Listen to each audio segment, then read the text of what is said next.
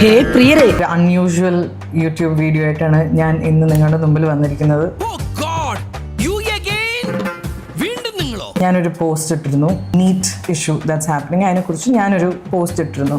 നിങ്ങളുടെ life danger ആണെങ്കിൽ നിങ്ങൾ വീട്ടിൽ പോകണം. ഇതാണ് ഞാൻ ആലോചിച്ചത്. നീ ഒന്ന് പോടാ, നീ പണ്ടേ ഉടായിപ്പാ. അത് കാണുമ്പോൾ എൻ്റെ മനസ്സിൽ ഒരു കാര്യം ഞാൻ ചിന്തിച്ചു. എന്താണ് ഞാൻ ചിന്തിച്ചത്? അയാൾ എന്താ പറയുന്നേ?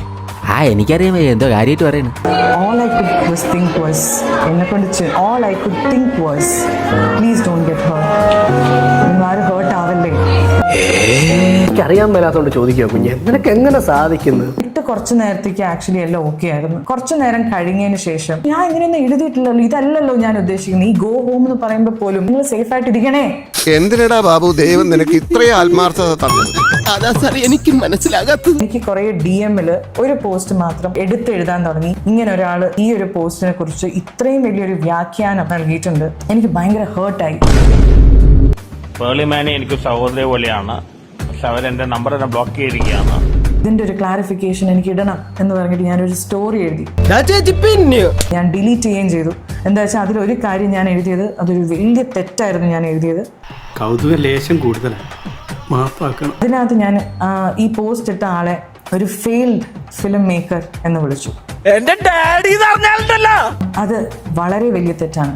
പേളിമാനെ എനിക്കൊരു സഹോദരി പോലെയാണ്. ഞാൻ പറഞ്ഞത് അവരെ വേദനിപ്പിച്ചിട്ടുണ്ടെങ്കിൽ സോറി പറയുന്നു. അവർക്കതൊരു സൈബർ അറ്റാക്ക് നിർത്തുക. നീ എന്നെ പറ്റിച്ചതാണ് എനിക്കറിയാം. ഒന്ന് ക്ലാരിഫൈ ചെയ്യണമെന്ന് വിചാരിച്ചിട്ടാണ്.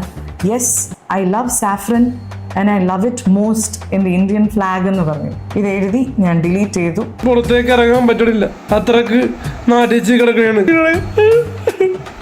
എല്ലാ പാർട്ടിയിലും എനിക്ക് വളരെ അടുത്ത സുഹൃത്തുക്കളുള്ള ആളാണ് ഞാൻ. എനിക്ക് എല്ലാ പാർട്ടിയും എനിക്ക് വേണ്ടപ്പെട്ടതാണ്.